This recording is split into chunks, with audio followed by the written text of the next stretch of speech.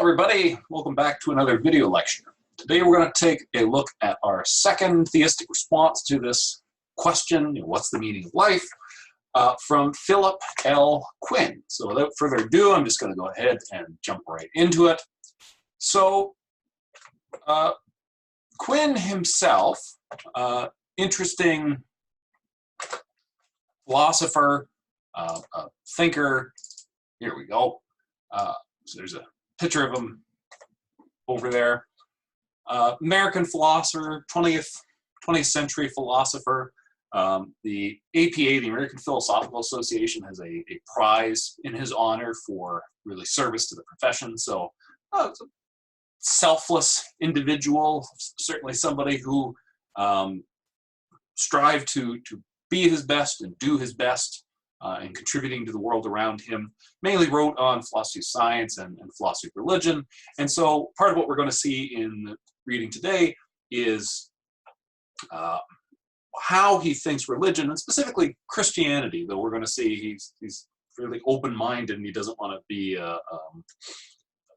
too narrowing in exactly what he's trying to put forward, show how the influence of Christianity can help influence or answer this question of what is the meaning of life.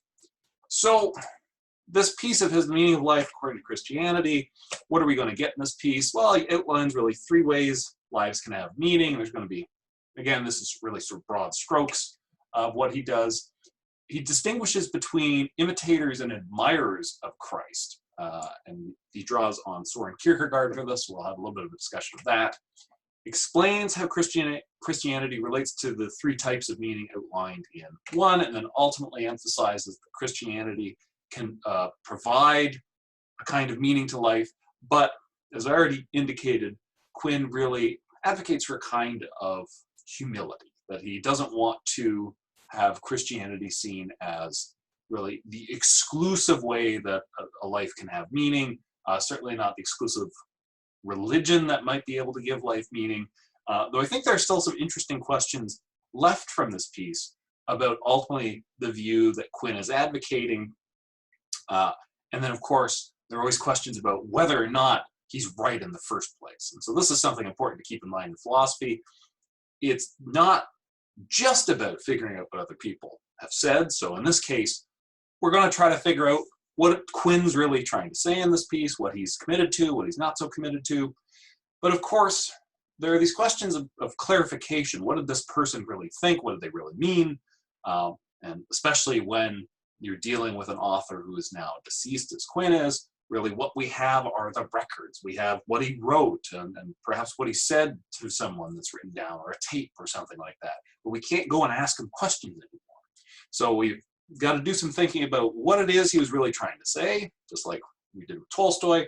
But there's always the question afterward about whether or not they get it right. That is, in our view, in my view, in your view, in each of our views, does Quinn have something good going on here? Does he have a good view? Does he put forward some good reasons? Are there objections that can be raised? Is he missing something? Is there more to be said? There's almost always more to be said. There's almost always some kind of objection to at least consider, even if you ultimately think an author has provided the right view. Now, on this question of meaning, and the question of meaning itself, I've got a bit of glare on my side. I'm going to take a second to close my curtain here.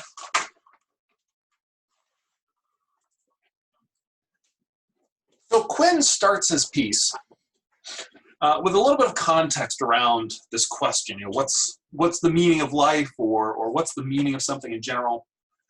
He talks a bit about when he was a younger philosopher, and he mentions the heyday of logical positivism. I figured this would be something worth talking about a little bit. So logical positivism was a movement of philosophy in, we'll call it sort of mid-20th century. Depends how you want to characterize these things, but really sort of cropped up in the sort of starting in the 20s, well, really 1930s, 1930s into 1960s, I'll say. That's really what Quinn's talking about here, and he says that this question of the meaning of life was really suspect at that time. Why? And he gives this as a bit of an explanation. And so we'll just work through this a little bit, and I'll just explain how this relates to that movement of logical positivism.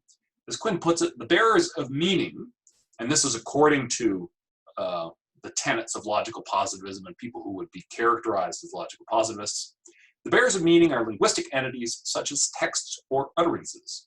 But a human life is not a linguistic entity, hence attributing meaning to a life involves a category mistake. To ask what a human life means is therefore to ask a pseudo-question. So just trying to make sense of this for a moment, and I'll just stick this up. Quinn thinks this is a bad idea. So really what he's doing here is describing a view that he doesn't agree with before moving on to provide what he thinks really is the right kind of view. And you'll often find this in philosophy and just academic writing in general, where somebody raises a position and explains it, but ultimately doesn't really subscribe to it, in part because they point to certain sorts of objections or shortcomings in the position that need to be overcome, hence the need and merit of their own work. So this logical positivist view, ultimately what the logical positivists were trying to do is to reduce all real explanations, all meaningful thinking and meaningful discourse to a kind of logical structure that helped interpret and stitch together sensory experience. I think that's a very easy and accessible way to think about what they're doing. So unless you could point to something in sense experience that would make sense of what you might be talking about, unless you could point to that or point to some element in logic about how we sort of stitch together statements about our sensory experience or sort of lived experience like that, the positivists would say really what you're doing is engaging in just a kind of nonsense. So if you're talking about something that you can't encounter and experience, you're not saying anything meaningful. You might as well just be using made-up words because you might think there's meaning to what's being said, but there really isn't, because meaning comes from our experience ultimately and how we tie those together using logic. So with this little quotation here, what Quinn's trying to do and describe it, a category mistake is when you really mistake the category to which a certain term or phrase belongs. So one fairly famous example of this from Gilbert Ryle, who I believe coined the phrase, is if you're, at least I think this is Ryle's example, maybe it was my example to explain Ryle at one point. You know, if you talk about the university, you know, you go and take a tour of the University of Lethbridge and somebody shows you all the buildings and they take you through University Hall and the library and everything, and you see all those things. And at the end of the tour, you say, okay, you know, I've seen the library and I've seen University Hall and I've seen the Science Commons and I've seen Anderson and I've seen all these different buildings, but where's the university? I haven't seen the university yet. The reply would be, you've made a category mistake, because the university is really the collection of all of those buildings. The university isn't one of the particular buildings. The same thing here, that the category mistake involved, according to the logical positivists, in thinking that human lives have meaning, is that you're really mistaking human lives for texts or utterances. Texts or utterances have meaning, that is, they signify something to us, they somehow point us to the world and tell us some information about it. Human lives don't do that. Human lives are just a part of the world. They aren't things that point to parts of the world. So ultimately, the approach of the logical positivists was to simply dismiss the question of the meaning of life, along with other sorts of questions, by saying that they just aren't meaningful questions to ask. That is, no real answer can be given to them. Hence, they shouldn't be taken seriously in the first place. Right? It's something like, what's the sound of purple, right? Or how does a C# taste? For at least most people, those questions are meaningless. I know certainly for me they are, because I'm mixing together categories that don't mix together for me. Now, certainly some people, at least I've had reports of this, and I've met at least one person who claims to have these sorts of experiences. Some people do have different sorts of sensory experiences mixed together in this sort of way. So for them, what does a C-sharp taste like, or what's the smell of purple or something, might actually have a kind of meaning to it. Now, and I forget the name off the top of my head of precisely what those people are. So, maybe somebody stick it in the comments or something, or send me an email or put it on the forum. So Quinn thinks this logical positivist approach of just saying, oh, it's just a meaningless question, it's not worth asking, there's just no possibly good answer, so let's just move on and ignore it, thinks that that's really, by the time he's writing this piece, that sort of approach is out of fashion. He doesn't think that's really going to convince most people that, in fact, the question of meaning and the topic of what makes for a meaningful life really is a bad one. So, and just as a matter of fact, Quinn is sort of largely right. That approach of logical positivism did fall out of favor getting into sort of the 1970s, and certainly by sort of into the 1980s and 1990s. There's certainly something very influential about that tradition and that view and some of what was said there. But largely speaking, you don't really find self-professed logical positivists these days. So, in thinking about the issue of meaning and how to respond to that kind of criticism, Quinn says, well, look, human lives, both individual human lives, like my life and your life and Quinn's life, as well as the lives of humanity more generally, we can talk about the human species, do have a kind of structure to them, and that structure can be narrated. Okay? So we can tell the story of a human life, and at least that story or that narrative can have a kind of meaning or not. And of course, there's not just meaning in sort of a cold, logical sense, looking to accurate descriptions of the world, but presumably, and I think Quinn is committed to this, even though he doesn't quite come out and say it, there are other sorts of meanings as well. Words and stories don't just have meanings insofar as they actually accurately describe something. They can also mean something a little bit more than that. They can affect our emotions in a particular sort of way, or make us understand something in a new sort of way that at least seems to go beyond mere description. So in thinking about this, about how narratives can have these sorts of meanings, Quinn points to Christianity and really the narrative of the life of Jesus, the story of Jesus Christ, his existence on earth and what that means, and in particular what that means to his followers. So the gospel narratives are really important ones for Christians. And this is really what Quinn wants to focus on here.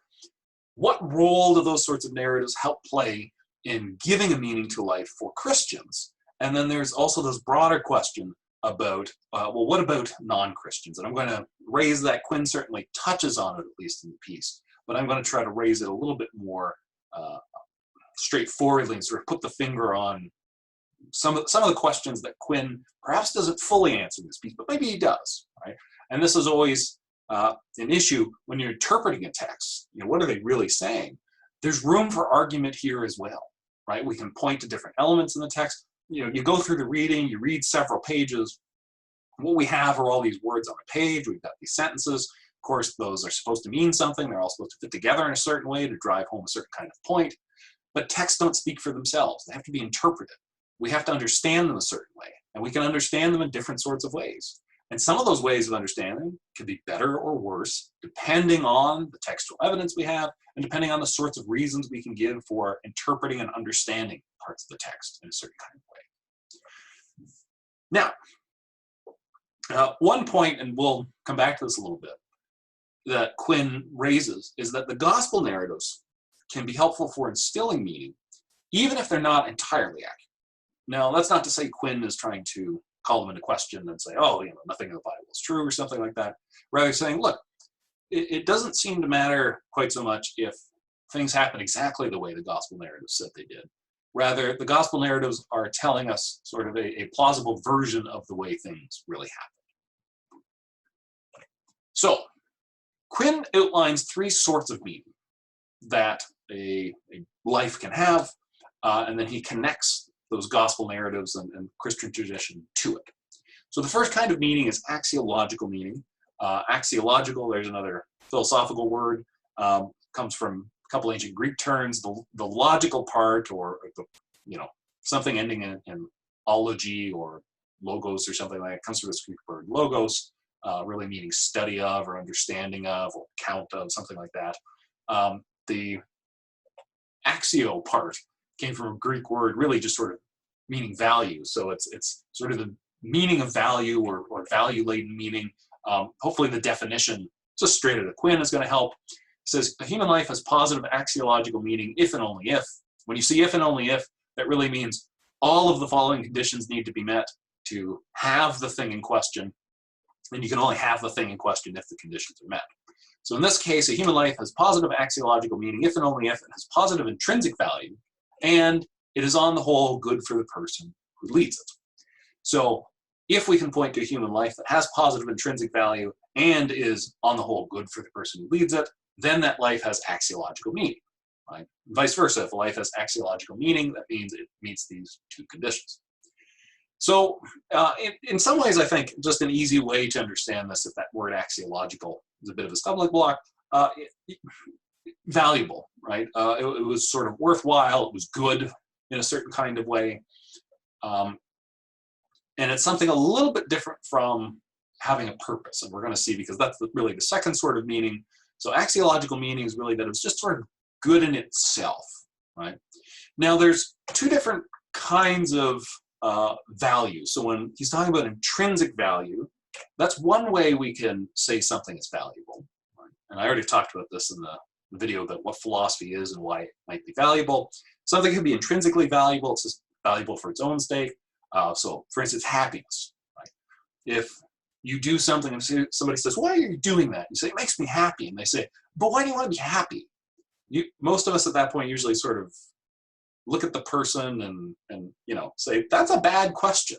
Sort of like the logical positivists would have said about the meaning of life, right? We say, it just doesn't really make sense to ask people why they want to be happy. That's just something we take to be good in and of itself. Now I put studying in here as well. Maybe I should have put understanding. Most of us just like to know things, right? Just in and of itself. Now, not everybody, and certainly there are varying extents of this. Aristotle, back in the metaphysics, really started off by saying, every human being desires to know. Right? We want to know who we are and where we are, and where we're headed, and where we're coming from. We want to know what the universe is like. We want to know, cosmically, right? Does God exist or not? Is there life after death?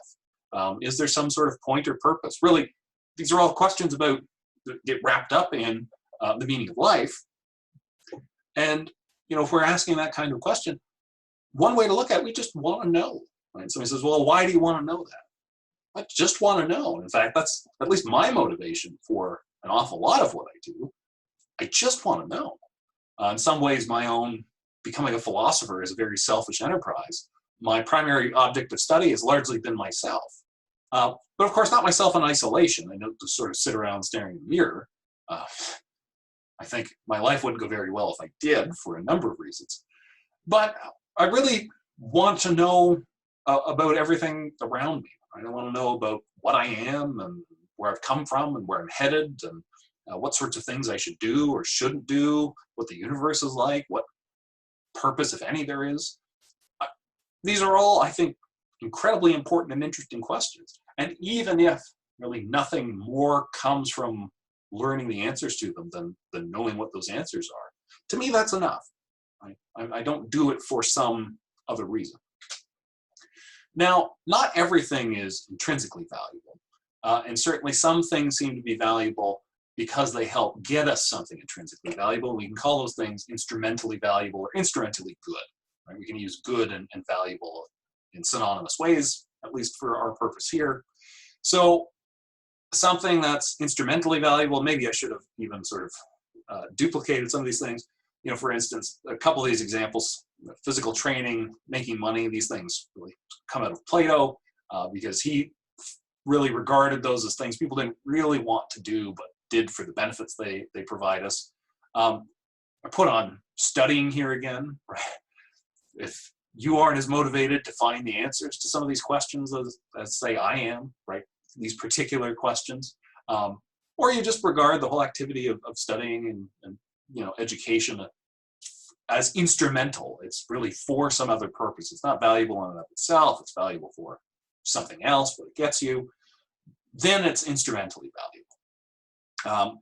And I mentioned this, I think, in that earlier video as well. Depending on how you regard making money or, say, physical training, if you regard it as an end in itself, something worth doing just for its own sake, then it's intrinsically valuable.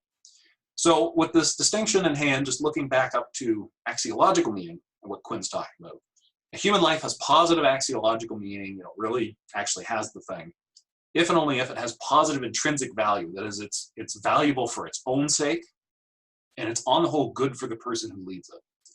So a human life with positive axiological meaning, a way to interpret this is one that's just valuable for its own sake. It's not because it's instrumentally valuable and it gets you some other thing. It's worth having just on its own. It's good for the person who leads it. It's the kind of thing that is, I'll use the phrase, choice-worthy in and of itself. Now, as I mentioned, there is a second kind of meaning, teleological meaning, that Quinn talks about. Now, this is really meaning concerned with purposes. That root, the tele part, the first part, comes from the Greek word telos, really meaning purpose or goal. So teleological is really concerning purposes or goals. A human life, according to Quinn, has positive teleological meaning, if and only if. 1, it contains some purposes the person who lives it takes to be non-trivial and achievable. 2nd, these purposes have positive value. And 3rd, it also contains actions that are directed toward achieving these purposes and are performed with zest. So, a human life can have, has positive teleological meaning when it's not only just good on its own, and it's sort of choice-worthy in and of itself. That would be the axiological meaning. But instead, teleological meaning concerns really being aimed at some kind of purpose, some kind of positive purpose, right? The purpose has some kind of positive value. The person aiming at that purpose takes it to be non-trivial as well as achievable. So it's not an impossible task. It's not a trivial task. It's something worth doing. And the actions of that person aimed at that purpose are really performed with zest, right? It's not done in a begrudging fashion. Rather, the person is really trying to achieve it. They've got their heart into it, so to speak. So we've got these two types of meaning, sort of life that's, to phrase it a little bit loosely, enjoyable, right? Choice-worthy for its own sake. That's axiological meaning. And it's purpose-driven. It's aimed at something. It has teleological meaning. Now, Quinn says that these two kinds of meaning really, they're separate kinds of meaning. You can have a life that has one or the other. A life can have neither as well, but a life can also have both of these, and this is what he calls complete meaning. A human life has positive complete meaning if and only if it has both positive axiological meaning and positive teleological meaning. So Quinn presents complete meaning as a third kind of meaning. I'm just going to throw out as a question. I think this is a fairly low stakes question. Is complete meaning really a third kind of meaning? Given that it's really just composed of having the other two kinds of meaning, right? If a human life has positive axiological and positive teleological meaning, then it has complete meaning. So it seems like complete meaning really isn't some other third thing. It's just a nice shorthand. It's an easy way to talk about having both other sorts of meaning. Just as a note, we're going to be coming back to those other two kinds of meaning.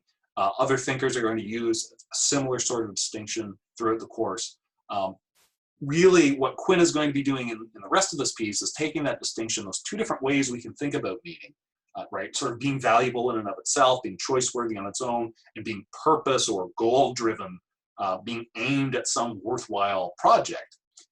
Other thinkers are going to take that and use that sort of distinction and put more emphasis on one side or the other. Quinn is really going to be talking about how Christianity in particular can help give lives both those sorts of meaning, how Christianity can contribute to a life with complete meaning. So this is Thomas Nagel over on the right-hand side. We're actually going to be reading a couple of pieces by Nagel in this course, one on death and another one as a response to absurdity or absurdism. So we're going to see Nagel himself endorses a view kind of like that. So Quinn mentions Nagel's own discussion of the objective viewpoint or the objective view on really the human condition and the meaning of life in general. And as Quinn puts it, according to Nagel, so this is Quinn telling us what Nagel thinks, and he does quote Nagel in there, but this is really Quinn's take on it. According to Nagel, from the objective point of view, human lives lack significance or importance. Now, the objective point of view in, at least in this context, is really the point of view separate from the point of view of the individual. So, I've got my point of view and you've got your point of view, and every individual has their own point of view, and we can call those subjective points of view. The objective point of view is instead a view from outside of ourselves, really the view that in some sense gets things right, the view that has in some sense, the correct viewpoint on what's going on, sees things how they really are. Now for Nagel, that objective point of view, as he calls it in the book that Quinn cites, is the view from nowhere. Because in some sense, Nagel says it seems to be something like the point of view of the universe, but of course, the universe isn't the kind of thing that can have points of view. So it's, we can think about it, and this is the way Quinn talks about Nagel's view, from a distance. If you're up on top of a mountain or something, or up on some great height, and at a distance you see something going on, right? People struggling to achieve some task or something like that. In some sense, those people become sort of like ants or something like that, right? Or if you just sort of stand and watch ants struggling to do things, you've got this real distance on them. You're disengaged from their project.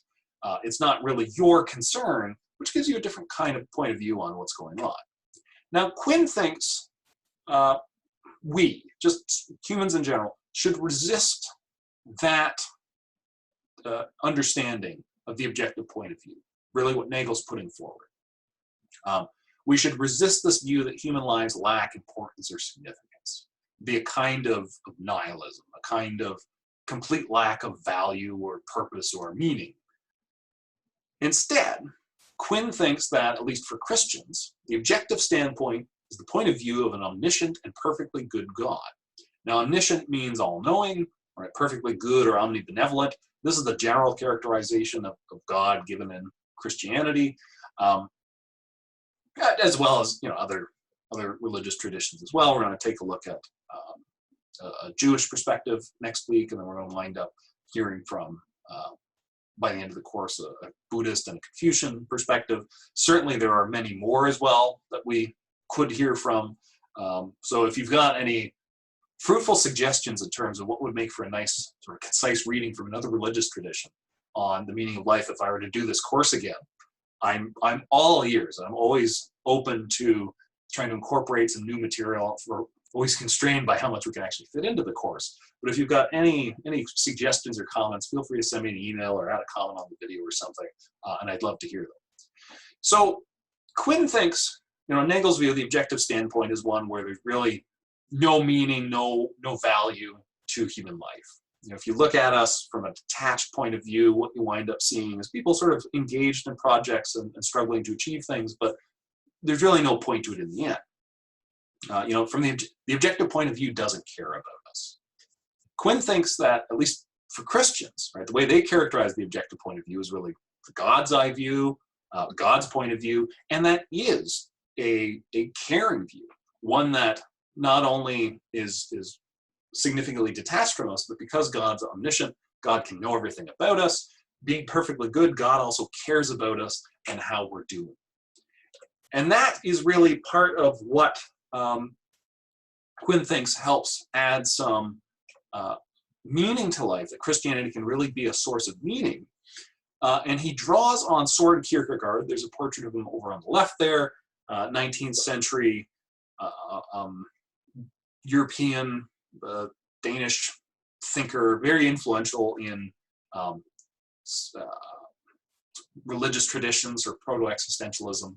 I mentioned that a little bit previously. Really focuses on what it's like to live through something. In particular, writes a lot about faith and what it is to really have faith and not merely pay it lip service.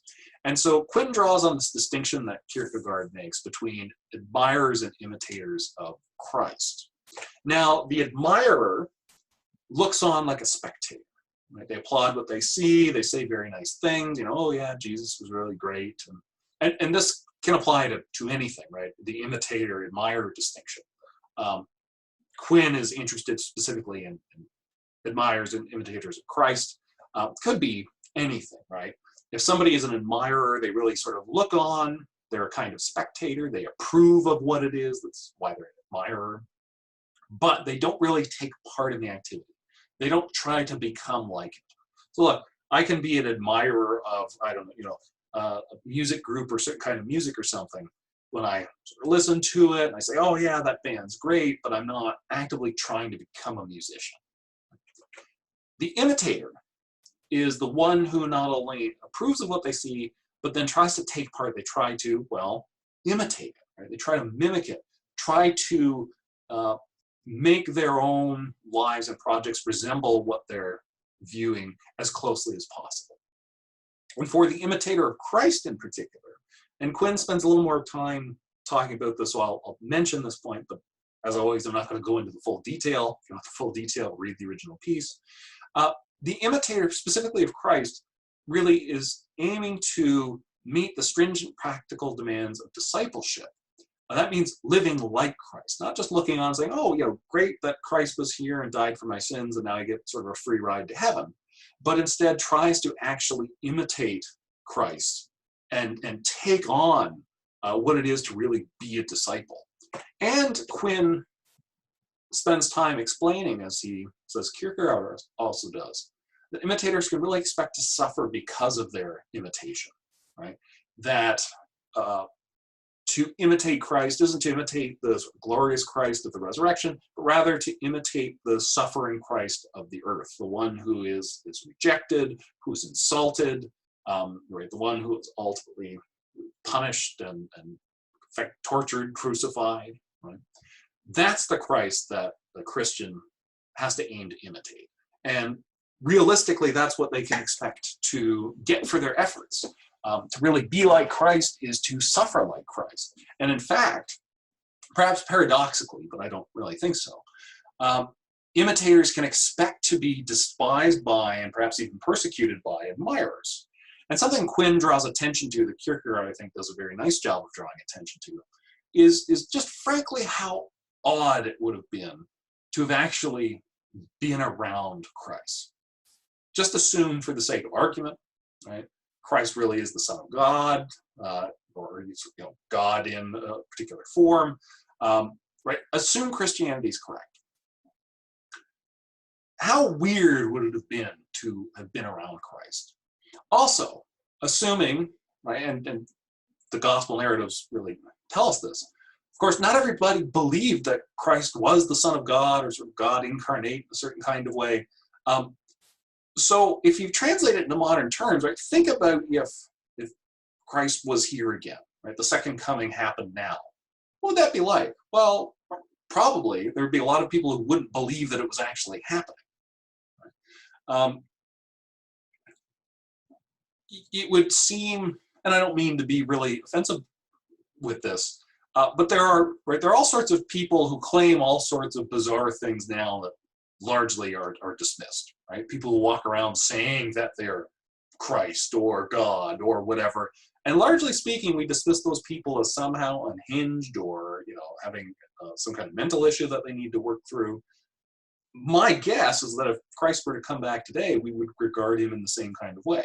Oh, right, there's somebody who needs to be on some kind of pill or something because they're chemically unbalanced.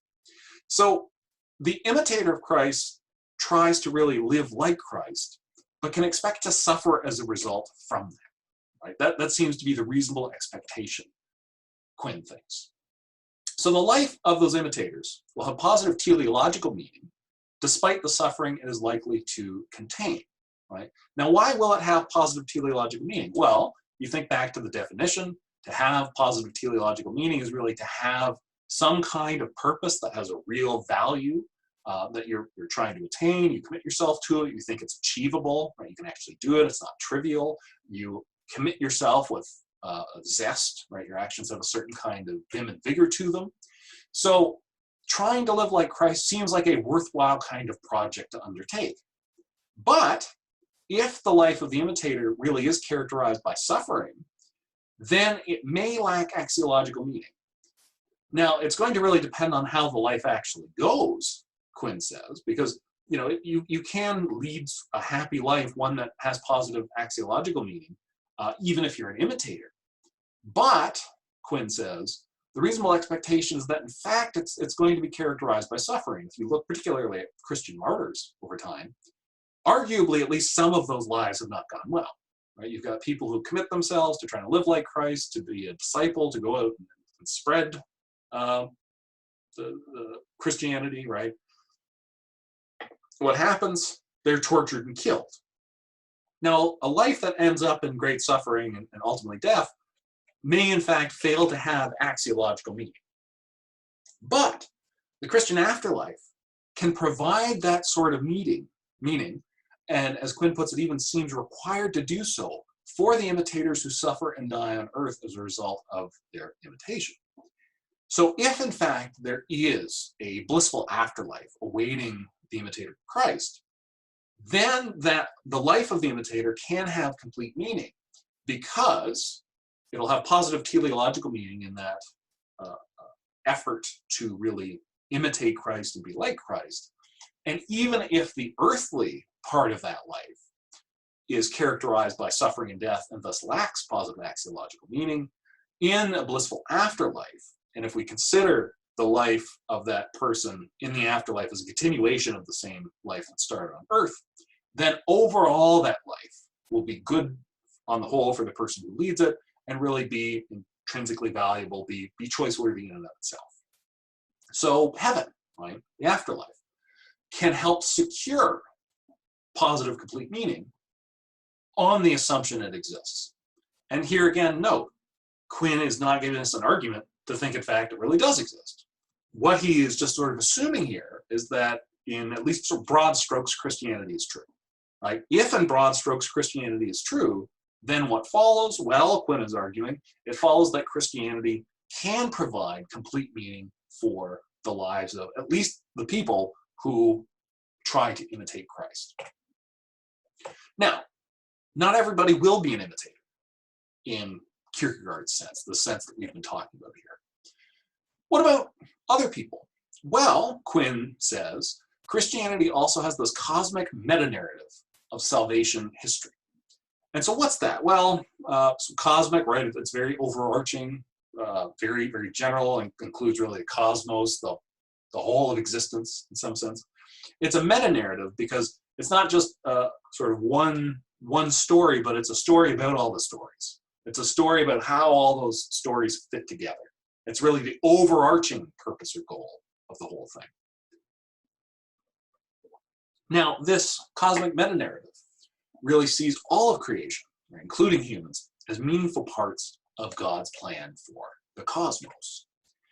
So what about those who don't align themselves with God's purposes?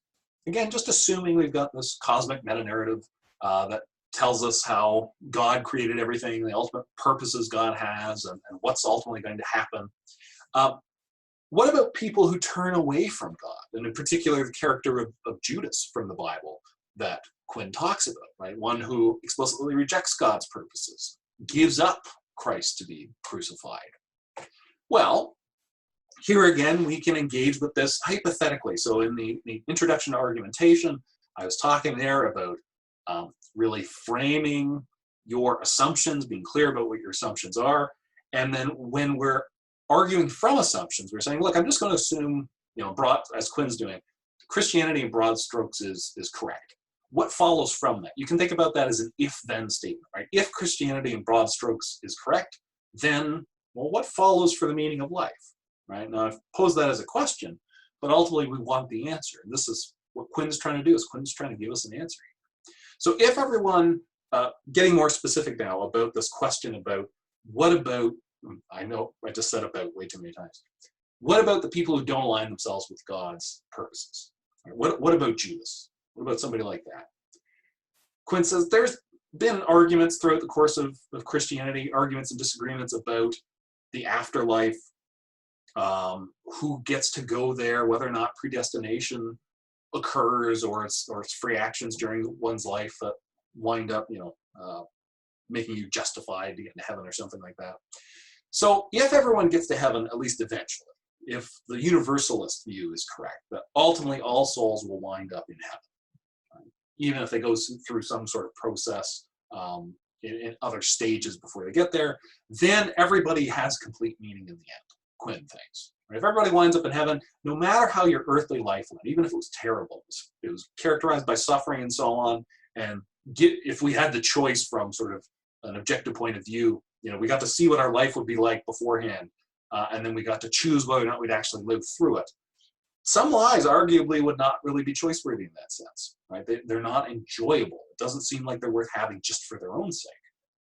But if Christianity in broad strokes is correct, the life of the imitator can have complete meaning, even if that earthly life lacks axiological meaning. Ultimately, being in heaven will give all lives complete meaning. If not everybody gets to heaven, then at least the lives of those who do not get to heaven will at least seem to lack axiological meaning, or at least they can.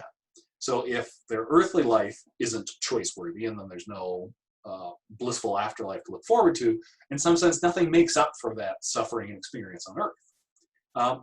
Now, of course, there are some really good questions to ask here, just about who all we're thinking about in these terms as well. So not everybody's going to be an imitator of Christ.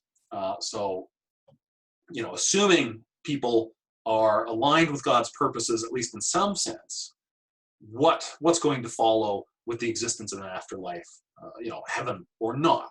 This is really what Quinn's trying to explore here. So if, in fact, everybody gets to heaven, that's a way of guaranteeing axiological meaning for everyone. And assuming that there are at least some sorts of purposes, then, worthwhile purposes that people are trying to achieve, then their life can have complete meaning, even if their earthly life goes poorly in terms of pleasure and happiness and being choice-worthy in and of itself. But is being a Christian really necessary? So Quinn's already noted not everybody's going to be an imitator of Christ, right? Not everybody is a Christian either.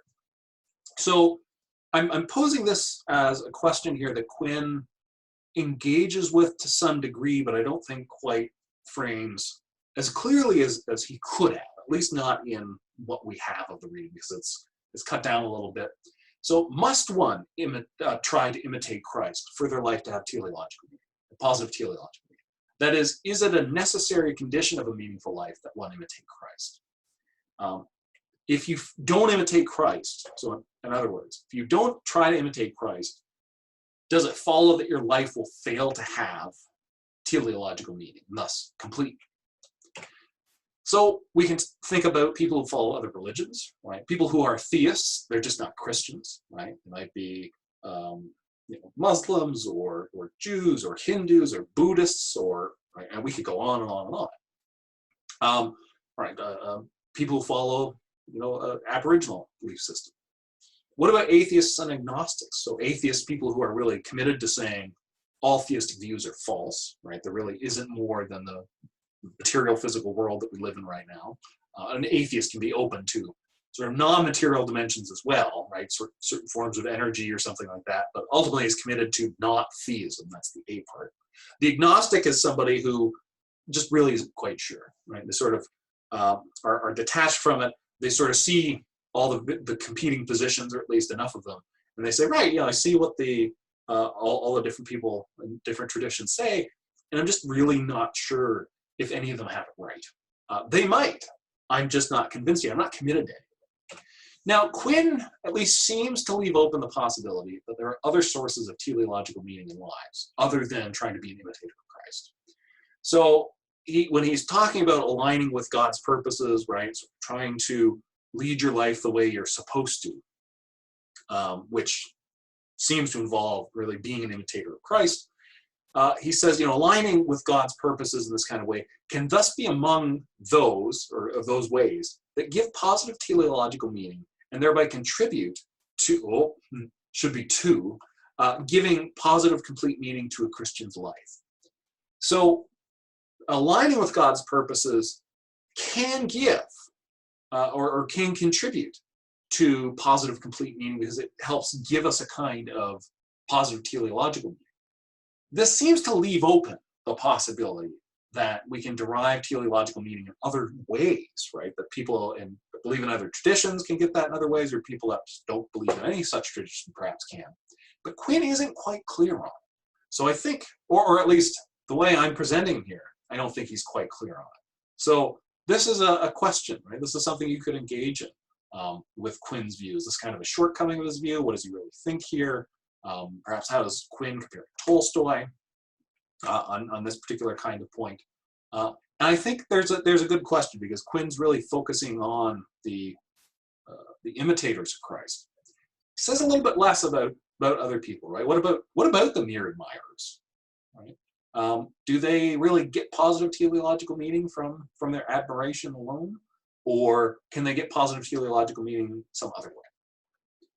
Now, really, in closing, Quinn does make himself quite clear, I think, on this point, that, as he puts it, the snare Christians need to avoid is assuming that humanity is the most important thing, or the only important thing, from a God's eye point of view. Now, he thinks what Christianity shows us, contra nagel, is that humans and humanity are ultimately important, that God does care about us, that there's some kind of cosmic meaning to our existence, there's some sort of purpose to it all. From believing in God, Quinn thinks, right, if Christianity in broad strokes is correct, if we believe in a Christian God, sort of generally speaking, that justifies us in believing that humans are important, right? Mentally, that humans are important. But what Quinn wants to really urge against is overemphasizing how important humans are to God, right? Ultimately, really what he's getting at, he's saying, look, we don't know the full mind of God. We know some of it through revelation, but we don't know all of it.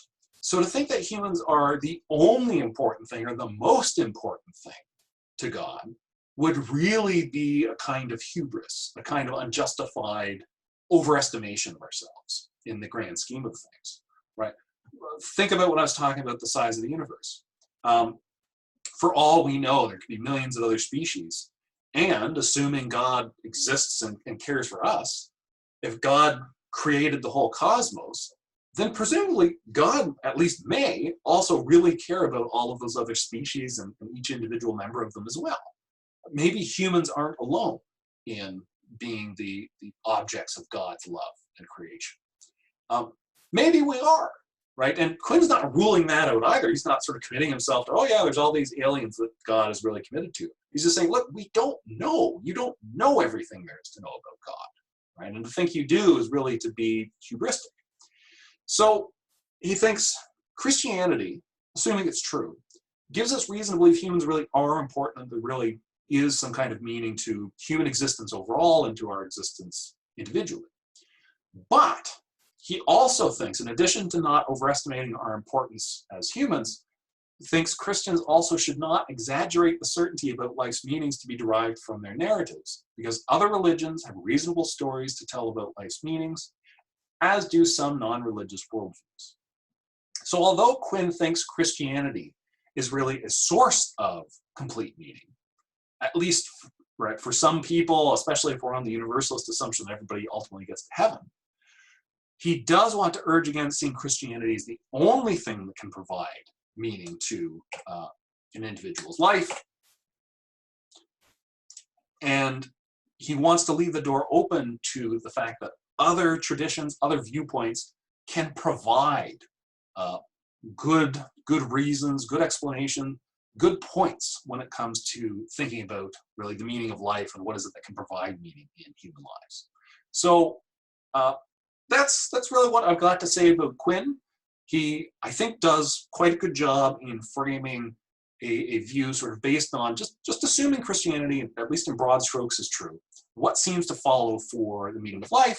Well, if we can distinguish between different sorts of value, we can distinguish between imitators and admirers, right? We can draw these various sorts of distinctions. And Quinn thinks, at least on the universalist assumption that everybody ultimately is going to get to heaven, Christianity can provide really all lives with complete meaning. So all lives can have teleological meaning via trying to imitate Christ, assuming there is a blissful heaven afterward, after our earthly life, even if that earthly life is characterized by extreme suffering and ultimately death. it can still be worthwhile for the person who endured it for what they're going to get afterward. Now, it's a little less clear, right? If we don't all get to heaven, then maybe not all lives really do have axiological meaning. And Quinn certainly leaves the door open, though he's not exactly clear on other sources of teleological meaning that lives may have, right? If we aren't imitators of Christ, what other possible sources of teleological or purposeful meaning is there? That's something we're going to explore yet as we move on in the course. And in our next video, we're going to, as I mentioned, see a Jewish perspective from Emil Fackenheim on this, where he's really going to be talking about the meeting of individual humans with God as characterized in the Jewish tradition, and what that has to say about the meaning of life. So I'll leave it there for now. I hope you have an excellent weekend, and I'll see you next week in my next video.